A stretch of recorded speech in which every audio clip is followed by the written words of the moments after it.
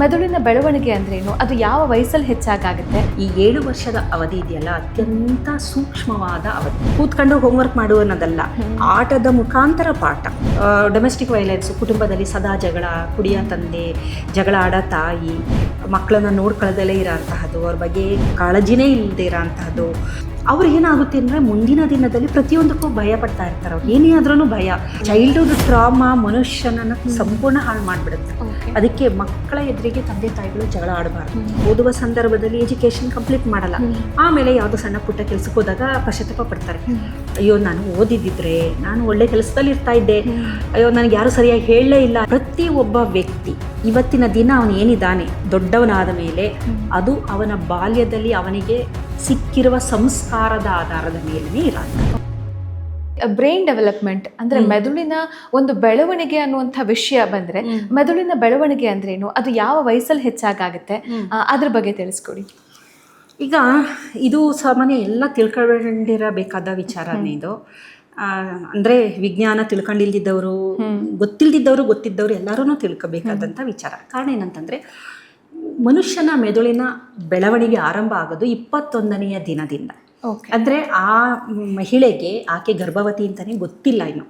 ಆವಾಗಲೇ ಆ ಭ್ರೂಣದ ಒಂದು ಫೀಟಸ್ ಅಂತ, ಎಂಬ್ರಿಯೋ ಅಂತಂತೀವಲ್ಲ, ಆ ಎಂಬ್ರಿಯೋದು ಒಂದು ಮೆದುಳಿನ ಬೆಳವಣಿಗೆ ಆರಂಭ ಆಗುತ್ತೆ 21ನೆಯ ದಿನದಿಂದ. ಎಷ್ಟು ಅದು ವೇಗವಾಗಿ ನಡೀತಾ ಇರುತ್ತೆ ಅಂದರೆ, ಅದು 1 ಸೆಕೆಂಡಿಗೆ 7,000 ನರಕೋಶಗಳು ಬೆಳವಣಿಗೆ ಆಗ್ತಿರುತ್ತೆ. 1 ಸೆಕೆಂಡಿಗೆ 7,000 ನರಕೋಶಗಳು ಬೆಳವಣಿಗೆ ಆಗ್ತಾ ಇರುತ್ತೆ. ಹಾಗಾಗಿಯೇ ಗರ್ಭಾವಸ್ಥೆ ಅನ್ನೋದಿದೆಯಲ್ಲ, ಒಂದು ಹೆಣ್ಣಿನ ಅತ್ಯಂತ ಸಂಕೀರ್ಣವಾದ ಸ್ಥಿತಿ. ಅದು ಅತ್ಯಂತ ಸೂಕ್ಷ್ಮವಾದ ಸ್ಥಿತಿ. ಆಕೆ ದೈಹಿಕ ಆರೋಗ್ಯ ಯಾವ ರೀತಿ ಇದೆ, ಆಕೆಯ ಮಾನಸಿಕ ಆರೋಗ್ಯ ಯಾವ ರೀತಿ ಇದೆ, ಆಕೆಯ ಸಾಮಾಜಿಕ ಆರೋಗ್ಯ ಯಾವ ರೀತಿ ಇದೆ, ಆಕೆಯ ಲೈಂಗಿಕ ಆರೋಗ್ಯ ಯಾವ ರೀತಿ ಇದೆ, ಆಕೆಯ ಸ್ಪಿರಿಚುವಲ್ ಆಧ್ಯಾತ್ಮಿಕ ಆರೋಗ್ಯ ಯಾವ ರೀತಿ ಇದೆ ಅನ್ನುವುದರ ಮೇಲೆ ಆ ಮಗುವಿನ ಮೆದುಳಿನ ಬೆಳವಣಿಗೆ ನಿಂತಿರುತ್ತೆ. ಇದಕ್ಕೆ ಬೇಕಾದಷ್ಟು ಜೀನ್ಸ್ ಆಕ್ಟಿವೇಶನ್ ನಡೆಯುತ್ತೆ. ನಾನು ಡೀಟೇಲ್ ಆಗಿ ಹೇಳಲ್ಲ, ಜನಕ್ಕೆ ಅದು ಸ್ವಲ್ಪ ಕಷ್ಟ ಅಂತ ಅನಿಸ್ಬೋದು. ಮೊದಲು ಒಂದು ನ್ಯೂರಲ್ ಪ್ಲೇಟ್ ಅಂತ ಫಾರ್ಮ್ ಆಗಿರುತ್ತೆ. ಪ್ಲೇಟ್ ಅಂದರೆ ಒಂದಷ್ಟು ಜೀವಕೋಶಗಳಿರುತ್ತೆ. ನೆಕ್ಸ್ಟ್ ಏನಾಗುತ್ತೆ, ನ್ಯೂರಲ್ ಗ್ರೂವ್ ಅಂತ ಆಗುತ್ತೆ, ಹಿಂಗೆ ಗ್ರೂವ್ ಆಗುತ್ತದು. ಆಮೇಲೆ ಅದು ನ್ಯೂರಲ್ ಟ್ಯೂಬ್ ಆಗುತ್ತೆ. ಗ್ರೂವ್ ಆಗಿರೋದು ಒಂದು ಟ್ಯೂಬ್ ಆಗುತ್ತೆ, ಒಂದು ಟ್ಯೂಬ್ ಥರ ಬರುತ್ತೆ. ಆ ಟ್ಯೂಬ್ ಆಗಿರೋದು ಆಮೇಲೆ ಏನಾಗುತ್ತೆ, ಮುಂಭಾಗದ ಮೆದುಳು, ಮಧ್ಯಭಾಗದ ಮೆದುಳು, ಹಿಂಭಾಗದ ಮೆದುಳು, ಪ್ರೋಸೆನ್ಸೆಫಲಾನ್, ರೋಮನ್ಸೆಫಲಾನ್, ಆ ಥರ 3 ಭಾಗದ four brain, mid brain, hind brain ಅಂತ 3 ಮೆದುಳು ಆಗಿ ಮುಂಭಾಗದ, ನಾನು ಹೇಳಿದ್ನಲ್ಲ ಪ್ರಿಫ್ರಂಟಲ್ ಕಾರ್ಟೆಕ್ಸ್, ಹಿಂಭಾಗದ ಮೆದುಳು, ಬ್ರೈನ್ ಸ್ಟೆಮ್ಮು, ಈ ಥರ ಬೆಳವಣಿಗೆ ಆಗೋಂಥದ್ದು. ಹಾಗಾಗಿ ಇದು ಈ ಥರದ ತುಂಬ 1 ಸೆಕೆಂಡಿಗೆ 7,000 ಅಂತ ನಾನು ಹೇಳಿದ್ನಲ್ಲ, ಅದು 7 ವರ್ಷದವರೆಗೂ ನಡೀತಾ ಇರುತ್ತೆ. ಮಗು ಹುಟ್ಟಿ ಅದಕ್ಕೆ 7 ವರ್ಷ 8 ವರ್ಷ ಆಗೋವರೆಗೂ ಇಷ್ಟು ಫಾಸ್ಟಾಗಿ ವಿಗರಸ್ ಆಗಿ ನಡೀತಾ ಇರುತ್ತೆ. ಹಾಗಾಗಿ ಈ 7 ವರ್ಷದ ಅವಧಿ ಇದೆಯಲ್ಲ, ಅತ್ಯಂತ ಸೂಕ್ಷ್ಮವಾದ ಅವಧಿ. ಮಗು ಜೀನಿಯಸ್ ಅವಾಗ. ನೀವು ಏನೇ ಹೇಳ್ತಾ ಬಂದರೆ, ಏನೇ ಕಲಿಸಿದ್ರು ಅದು ಕಲಿತಾ ಇರುತ್ತೆ. ಆದರೆ ಕಲಿಕೆನ ನಮಗೆ ಗೊತ್ತಿರಬೇಕು. ಕೂತ್ಕೊಂಡು ಹೋಮ್ವರ್ಕ್ ಮಾಡು ಅನ್ನೋದಲ್ಲ, ಆಟದ ಮುಖಾಂತರ ಪಾಠ. ಆಟದಲ್ಲಿ ನೀವು ಪಾಠನ ಮಾಡಬೇಕಾದ್ರೆ ಮೆದುಳಿನ ಬೆಳವಣಿಗೆ ಚೆನ್ನಾಗಿ, ನ್ಯೂರೋಜೆನೆಸಿಸ್ ಅಂತ ಕರಿತೀವಿ, ಸಿನಾಪ್ಟೋಜೆನೆಸಿಸ್ ಅಂತಂತೀವಿ. ಸಿನಾಪ್ಸಿಸ್ಗಳು, 2 ನರಕೋಶಗಳ ಮಧ್ಯೆ ಕನೆಕ್ಷನ್ಗಳು ಫಾರ್ಮ್ ಆಗೋದು, ಇದು ಬೆಳೀತಾ ಇರುತ್ತಲ್ಲ. ಇದ್ರ ಜೊತೆ ಪ್ರೂನಿಂಗ್ ಅಂತಲೂ ಆಗಬೇಕು. ಪ್ರೂನಿಂಗ್ ಅಂತಂದರೆ ಅದು ಹೇಗೇಗೋ ಬೆಳೆಯೋದಲ್ಲ, ಅದನ್ನು ಕಟ್ ಮಾಡಬೇಕದು. ಕಟ್ ಮಾಡಿ ಶೇಪ್ ಕೊಡ್ತಾ ಬರುತ್ತದು. ಇದೆಲ್ಲ ನಡಿಬೇಕು ತುಂಬ ಚೆನ್ನಾಗಿ ಅಂತಂದರೆ ಬಹಳಷ್ಟು ಪ್ರೋಟೀನ್ಗಳು ಬಿಡುಗಡೆ ಆಗುತ್ತೆ. ಅದು ಬ್ರೈನ್ ಡಿರೈವ್ ನ್ಯೂರೋಟ್ರೋಪಿಕ್ ಫ್ಯಾಕ್ಟರ್ ಅನ್ಬೋದು, ಬೇಕಾದಷ್ಟು ಪ್ರೋಟೀನ್ ಅಂಶಗಳಿದೆಯಲ್ಲ, ಅದು ಕಿಸ್ಪೆಪ್ಟಿನು ಬೇಕಾದಷ್ಟಿದೆ. ಅವೆಲ್ಲದನ್ನು ಬಿಡುಗಡೆ, ನ್ಯೂರೋಟ್ರೋಫಿನ್ಸ್ ಅಂತ ಕರಿತೀವಿ ನಾವು. ಆ ನ್ಯೂರೋಟ್ರೋಫಿನ್ಗಳು, ಟ್ರೋಪಿಕ್ ಫ್ಯಾಕ್ಟರ್ಸ್ಗಳು ಬಿಡುಗಡೆ ಆಗೋದ್ರಿಂದ ಮೆದುಳು ಅದ್ಭುತವಾಗಿ ಬೆಳವಣಿಗೆ ಆಗುತ್ತೆ. ಇಂಥ ಸಂದರ್ಭದಲ್ಲಿ ತಾಯಿ ಗರ್ಭಾವಸ್ಥೆಯಲ್ಲಿ ಇದ್ದಾಗಿಂದ ಮಗು ಹುಟ್ಟಿ 7 ವರ್ಷ ಆಗುವವರೆಗೂ ಒಳ್ಳೆಯ ಆಹಾರ ಆಕೆ ಸೇವನೆ ಮಾಡಿದಾಗ ಅದು ಬೆಳೆಯುತ್ತಿರುವ ಭ್ರೂಣಕ್ಕೆ ಹೋಗುತ್ತೆ. ಮಕ್ಕಳು ಹುಟ್ಟಿದ ನಂತರ ಅವರಿಗೆ ಒಳ್ಳೆಯ ಆಹಾರ ಕೊಡಬೇಕು. ನ್ಯೂಟ್ರಿಟಿವ್ ಡಯೇಟ್ ಅಂತೀವಿ, ಸಮತೋಲನದ ಆಹಾರ. ಅದರಲ್ಲಿ ಕಾರ್ಬೋಹೈಡ್ರೇಟ್ ಇರಬೇಕು, ಪ್ರೋಟೀನ್ ಇರಬೇಕು, ಒಳ್ಳೆ ಕೊಬ್ಬಿರಬೇಕು, ಅದರಲ್ಲಿ ಅಂಥ ಕೊಬ್ಬಿನ ಅಂಶ ಇರಬೇಕು, ಮತ್ತು ವಿಟಮಿನ್ಗಳಿರಬೇಕು, ಮಿನಿರಲ್ಸ್ಗಳಿರಬೇಕು, trace element, zinc, lycopene, magnesium, calcium, iron, potassium, ಈ ಥರ ಎಲ್ಲ ಲವಣಾಂಶಗಳು ಎಲ್ಲದೂ ಚೆನ್ನಾಗಿ ಇದ್ದಾಗ ಆ ಮೆದುಳಿನ ಬೆಳವಣಿಗೆ ತುಂಬ ಚೆನ್ನಾಗಿ ನಡೀತಾ ಬರುತ್ತೆ. ಇದು ಆಹಾರದ್ದು. ನಂತರ ಕಲಿಕೆ, ಆಟದಲ್ಲಿ ಪಾಠ. ನೀವು ಎಷ್ಟು ಮಗುವಿಗೆ ಹೇಳ್ಕೊಡ್ತೀರಾ, ಮಂತ್ರನ ಚಾಂಟ್ ಮಾಡೋದು ಹೇಳ್ಕೊಡೋದು, ಆಮೇಲೆ ಮಲಗಬೇಕಾದ್ರೆ ಸ್ಟೋರಿ ಟೆಲಿಂಗ್, ಅದನ್ನ ಕತೆಗಳನ್ನ ಹೇಳೋಂಥದ್ದು. ಕತೆಗಳಲ್ಲಿ ಮುಖ್ಯವಾಗಿ ಈ 7 ವರ್ಷದ ಅವಧಿಯಲ್ಲಿ ಆ ಮಗುವಿಗೆ ಬೇಕಾಗಿರೋ ಪ್ರತಿಯೊಬ್ಬ ತಂದೆ ತಾಯಿನೂ ಹೇಳಲೇಬೇಕಾದ ಕೆಲವೊಂದು ಕತೆಗಳಿದೆ, ಪಂಚತಂತ್ರ ಕತೆಗಳು. ಪ್ರಾಣಿಗಳು ಅಂದರೆ ಮಕ್ಕಳಿಗೆ ಇಷ್ಟ, ತುಂಬ ಖುಷಿಯಿಂದ ಆ ಮಕ್ಕಳುಗಳು ಕೇಳುತ್ತೆ. ಪಂಚತಂತ್ರ ಕತೆ, ತೆನಾಲಿ ರಾಮಕೃಷ್ಣ ಕತೆ, ಅದ್ರ ಜೊತೆಗೆ ಅಕ್ಬರ್ ಬೀರ್ಬಲನ ಕತೆಗಳು, ಇದರ ಜೊತೆಗೆ ಅರೇಬಿಯನ್ ನೈಟ್ಸ್ ಅಂತ ಒಂದಷ್ಟು ಕತೆಗಳು ಬರುತ್ತೆ, ಆ ಥರದ ಕತೆಗಳು, ಅಲಿಬಾಬಾ ಕಳ್ಳರು, ಸತ್ಯ ಹರಿಶ್ಚಂದ್ರನ ಕತೆ, ರಾಮಾಯಣದ ಕತೆಗಳು, ಉಪಕಥೆಗಳು, ಮಹಾಭಾರತ ಕತೆ ಉಪಕಥೆಗಳು, ಇದರ ಜೊತೆಗೆ ಪುಣ್ಯಕೋಟಿ ಕತೆ, ಈ ಥರದ್ದು. ಅಂದರೆ ಮೌಲ್ಯಗಳನ್ನು ನಾವು ಮಕ್ಕಳಿಗೆ ಯಾವ ಮೌಲ್ಯ ಮಗುವಿನಲ್ಲಿ ಬೇಕು ಅಂತ ಅನ್ಕೊಂತೀವಿ, ಆ ಥರದ ಕತೆಗಳ ಮುಖಾಂತರ ಮಗುವಿಗೆ ಹೇಳ್ತಾ ಬಂದರೆ, ಕತೆಗಳ ಮುಖಾಂತರ ಆ ಒಂದು ವಿಷಯವನ್ನು ಮಗು ಸಂಗ್ರಹಿಸುತ್ತೆ. ಪ್ರತಿಯೊಬ್ಬ ವ್ಯಕ್ತಿ ಇವತ್ತಿನ ದಿನ ಅವನು ಏನಿದ್ದಾನೆ ದೊಡ್ಡವನಾದ ಮೇಲೆ, ಅದು ಅವನ ಬಾಲ್ಯದಲ್ಲಿ ಅವನಿಗೆ ಸಿಕ್ಕಿರುವ ಸಂಸ್ಕಾರದ ಆಧಾರದ ಮೇಲೇ ಇರೋಂಥದ್ದು. ಈಗ ಅವನನ್ನು ಇನ್ಫ್ಲೂಯೆನ್ಸ್ ಮಾಡಿರೋಂಥದ್ದು ಅವನ ತಂದೆ ತಾಯಿಗಳು, ಅವನ ಅಣ್ಣ ತಮ್ಮಂದಿರು, ಅವನ ಮನೆ ವಾತಾವರಣ, ಅವನಿದ್ದ ಪರಿಸರದ ವಾತಾವರಣದಿಂದನೇ ಆತ ಇವತ್ತಿನ ದಿನ ಸಾಧಕನಾಗಿದ್ರು ಇಷ್ಟು ಕಾರಣ, ಇಲ್ಲ ಏನೋ ಸಾಧನೆ ಮಾಡದೆ ಸಮಾಜಕ್ಕೆ ಕಂಟಕನಾಗಿದ್ರು ಇಷ್ಟೇ ಕಾರಣಗಳು.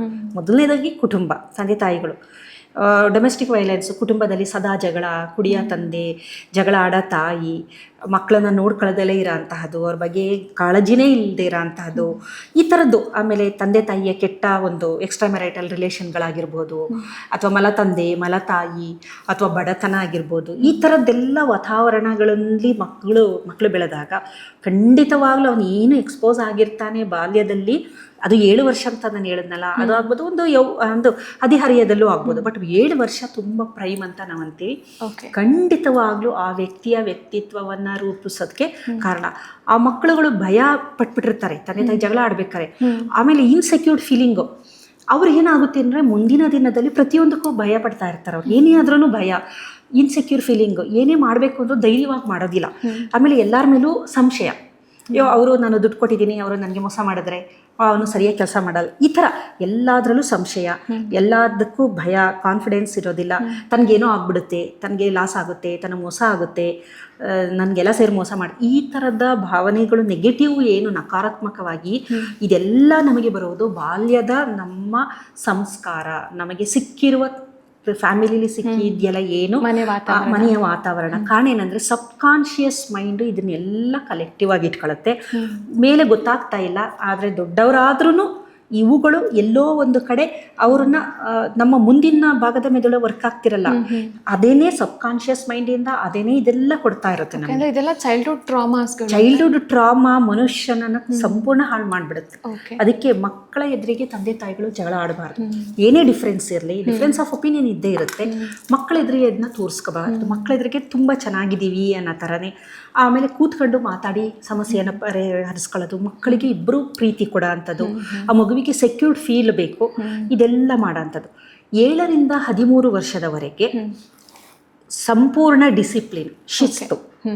ಮಗುವಿಗೆ 7 ವರ್ಷದವರೆಗೂ ಜೊತೆಲಿ ಇಟ್ಕೊಂಡು ಮಲಗಿಸಿ ಅದನ್ನು ಮುದ್ದು ಮಾಡಿ ಊಟ ಮಾಡಿ ತಿನ್ನಿಸಿ ಎಲ್ಲ ಮಾಡ್ತಾ ಇದ್ದೀವಿ. ಆದರೆ 7 ವರ್ಷ ಕಳೆತಿದ್ದಂಗೆ ಒಂದು ಸ್ವಲ್ಪ ಸ್ಟ್ರಿಕ್ಟ್ ಆಗಬೇಕು ತಂದೆ ತಾಯಿಗಳು. ಅವನ ಕೆಲಸವನ್ನು ಅವನೇ ಮಾಡ್ಕೋಬೇಕು. ಅವನು ತಿಂದ ತಟ್ಟೆನ ಅವನೇ ತಗೊಂಡೋಗಿಡೋದು, ಅದನ್ನು ಎತ್ತಿಡೋ ಅಂಥದ್ದು, ಅವನು ಮಲಗಿರುವ ಜಾಗನ ಹಾಸಿಗೆನ ಚೆನ್ನಾಗಿ ಅದನ್ನು ನೀಟ್ ಮಾಡೋ ಅಂಥದ್ದು, ಅವನ ಪುಸ್ತಕಗಳನ್ನು ಎತ್ತಿಟ್ಕೊಳ್ಳೋದು, ಸ್ಕೂಲಿಂದ ಬಂದಾಗ ಅವನ ಬ್ಯಾಗ್ನ ಎಲ್ಲಿಡಬೇಕು ಅಲ್ಲಿಡೋದು, ಪುಸ್ತಕಗಳನ್ನ ಎತ್ತಿಡೋದು. ಅಂದರೆ ಅವನು ಕಲಿತಾ ಬರಬೇಕಾಗುತ್ತೆ.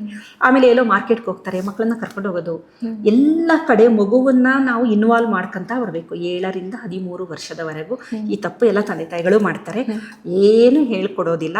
ಆಮೇಲೆ ಎಕ್ಸ್ಪೆಕ್ಟ್ ಮಾಡ್ತಾರೆ ಮಗು ಮಾಡಲಿ ಅಂತ, ಬರೋದಿಲ್ಲ. ಇದು ಕಲಿಕೆ ಅವಧಿ, 7ರಿಂದ 13 ಕಲಿಕೆಯ ಅವಧಿ ಮೆದುಳು. ಏಕೆಂದರೆ ನ್ಯೂರೋಜೆನೆಸಿಸ್ ತುಂಬ ಚೆನ್ನಾಗಿ ಆಗ್ತಾ ಇರುತ್ತೆ, ಕಲಿತಾರವರು. ನೀವು ಏನೇ ಹೇಳಿಕೊಟ್ರೋ ಅದನ್ನು ಕಲಿಯುವಂತಹ ಶಕ್ತಿ ಮಗುಗಿರುತ್ತೆ. 13-14 ವರ್ಷದವರೆಗೂ ನಡೆಯುತ್ತೆ ಈ ಪ್ರೊಸೆಸ್. ನಂತರ ಅವರು ತುಂಬ ಬ್ಯುಸಿ, ಮಕ್ಕಳು ಓದೋದು ಇದು ಎಲ್ಲ ಮಾಡ್ತಾ ಇರ್ತಾರೆ, ಹದಿಹರೆಯ. 7ರವರೆಗೂ ತುಂಬ ಫಾಸ್ಟಾಗಿ ನಡೀತಿದ್ದಂತಹ ಮೆದುಳಿನ ಬೆಳವಣಿಗೆ ಸ್ವಲ್ಪ ನಿಧಾನ ಆಗುತ್ತೆ.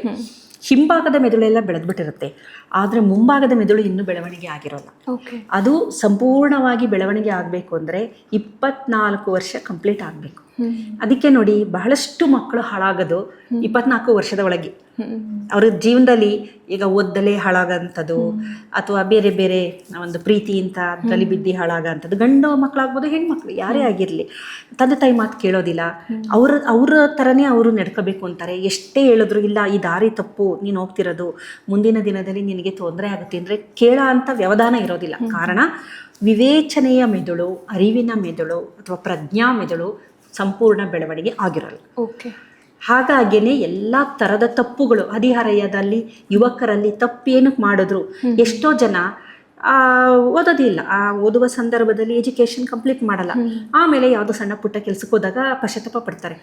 ಅಯ್ಯೋ ನಾನು ಓದಿದ್ದಿದ್ರೆ ನಾನು ಒಳ್ಳೆ ಕೆಲಸದಲ್ಲಿ ಇರ್ತಾ ಇದ್ದೆ, ಅಯ್ಯೋ ನನಗೆ ಯಾರು ಸರಿಯಾಗಿ ಹೇಳಲೇ ಇಲ್ಲ, ಹೇಳಿರ್ತಾರೆಲ್ಲ ಯಾರು ಹೇಳದೆ ಯಾರು ಇರಲ್ಲ. ಬಟ್ ಇವನಿಗೆ ಅಷ್ಟು ತಿಳುವಳಿಕೆ ಅವ್ರ ಮಾತು ಕೇಳಿರಲ್ಲ, ತನ್ನದೇ ದಾರಿಯಲ್ಲಿ ಹೋಗಿರ್ತಾನೆ. ನಂತರ ಮುಂದಿನ ದಿನಗಳಲ್ಲಿ ಆತನ ಎಲ್ಲ ಜೀವನ ಪರ್ಯಂತ ಕಷ್ಟ ಅವನಿಗೆ. ಯಾಕೆಂದ್ರೆ ಎಜುಕೇಶನ್ ಇಲ್ಲ, ಕೆಲಸ ಮಾಡಬೇಕು. ಆವಾಗ ಅವನಿಗೇನು ಆಸೆ ಅಂದರೆ ನನ್ನ ಮಗನ ನಂತರ ಆಗಬಾರ್ದು, ನನ್ನ ಮಗ ಚೆನ್ನಾಗಿ ಓದಬೇಕು. ಬಟ್ ಆವಾಗ ಪ್ರತಿಯೊಬ್ಬರು ಬುದ್ಧಿವಂತ ಮಕ್ಕಳುಗಳು ತಂದೆ ತಾಯಿ ಮಾತು ಕೇಳ್ತಾರೆ. ಇಲ್ಲಾಂದ್ರೆ ಮಕ್ಕಳುಗಳು ಅವ್ರಿಗೆ ಎಕ್ಸ್ಪೀರಿಯನ್ಸ್ ಆಗಿ ತೊಂದರೆಗಳಾದ ಮೇಲೆ ಒಂದು ಅರಿವು ಬರುತ್ತೆ. ಇದೊಂಥರ ಚಕ್ರದ ಥರ. ಎಲ್ಲರಿಗೂ ಅರಿವಾಗಬೇಕು ಅಂತಂದರೆ ಒಂದು ಕೇಳಬೇಕು, ಇಲ್ಲ ಅವ್ರ ಎಕ್ಸ್ಪೀರಿಯನ್ಸ್ ಆಗಿ ನಂತರ ಆಗಂಥದ್ದು. ಮತ್ತಷ್ಟು ವಿಡಿಯೋಗಳಿಗಾಗಿ ಆಂಕರ್ ಲಿಖಿತ ಯೂಟ್ಯೂಬ್ ಚಾನೆಲ್ನ ಸಬ್ಸ್ಕ್ರೈಬ್ ಮಾಡಿ, ಲೈಕ್ ಮಾಡಿ, ಶೇರ್ ಮಾಡಿ ಹಾಗೂ ನಿಮ್ಮ ಅನಿಸಿಕೆ ಅಭಿಪ್ರಾಯಗಳನ್ನ ಕಮೆಂಟ್ ಮೂಲಕ ತಿಳಿಸಿ.